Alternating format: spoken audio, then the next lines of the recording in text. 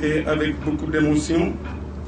que je me retrouve parmi vous en ce jour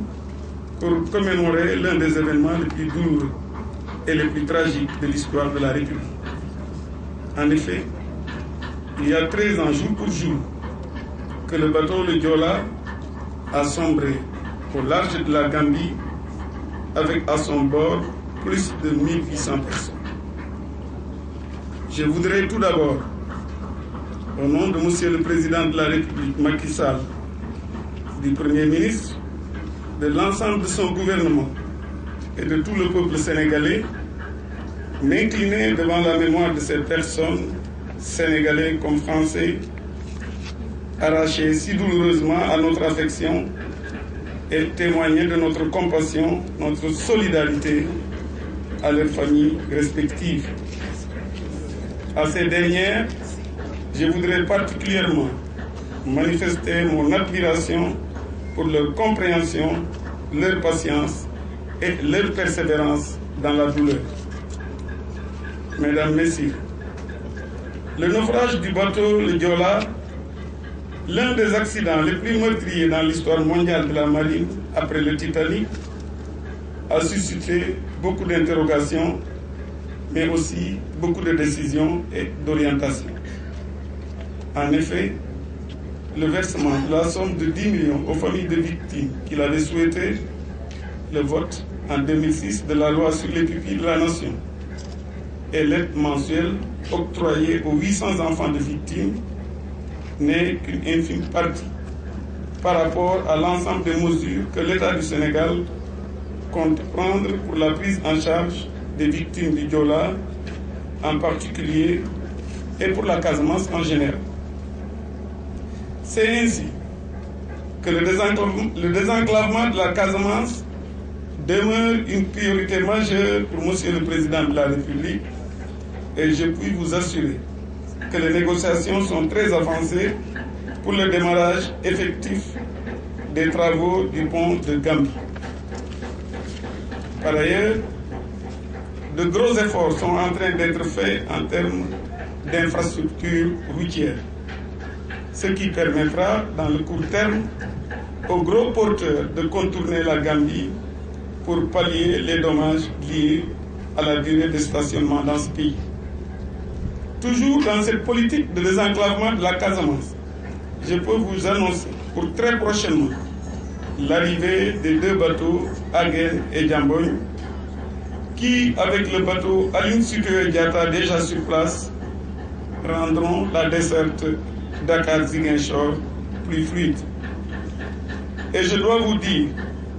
que Monsieur le Président de la République a donné des instructions fermes afin que tous les moyens soient mis pour accompagner la réhabilitation de l'île de Carabane. Aussi,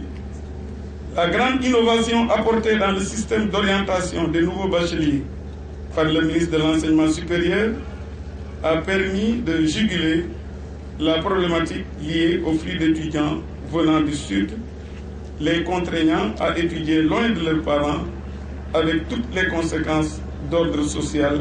que cela peut entraîner. Mesdames, Messieurs, je voudrais profiter de cette opportunité qui m'est offerte pour rappeler aux chers frères et sœurs de la Casamance que l'heure de la paix a sonné et que cette crise qui a trop duré nous a suffisamment coûté. Je lance à cet effet un appel solennel pour que nous comprenions tous qu'il est temps de matérialiser cette paix dont nous parlions depuis des lustres et dont nous peinons encore à voir se concrétiser. S'il est vrai que nous avons, par le biais de la concertation, du dialogue et du concours de toutes les parties prenantes, réussi à faire baisser la violence, dans cette zone ô combien chère à nous tous, des efforts importants restent à être faits, surtout dans le domaine de la sécurisation des personnes et des biens. C'est pourquoi il est important de rappeler ici que ce combat pour la paix doit être porté au sein de chacun d'entre nous et c'est seulement ainsi que nous pourrions vaincre les démons de la division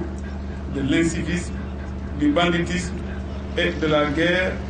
afin d'asseoir les fondements d'une stabilité sociale, garante d'un développement durable pour cette verte Casamance. Cela m'amène à louer les efforts considérables déployés par les acteurs inlassables de la paix dans cette partie australe du Sénégal, que sont les autorités locales, mais aussi les organisations non gouvernementales et l'association des cadres casamançais et encore d'autres. À tout cela, je voudrais exprimer toute la reconnaissance de l'État du Sénégal et son engagement ferme à continuer dans cette voie de dialogue,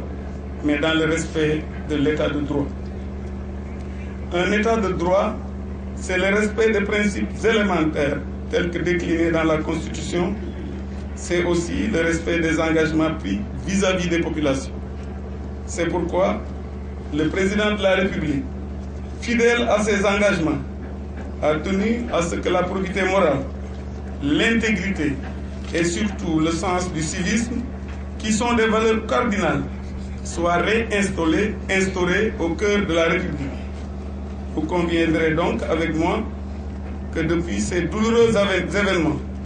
les autorités sénégalaises, conscientes de leurs responsabilités, continueront à renforcer leur action de prévention de risques pour assurer une meilleure sécurité et une meilleure sûreté des Sénégalais où qu'ils puissent se trouver. Puisse Dieu exaucer les prières que nous formulons en direction des illustres disparus du bateau le Joola et nous accorder la force de persévérer dans cet élan de construction nationale, dans la paix et le respect de la dignité de chacun d'entre nous. Je vous remercie de votre attention.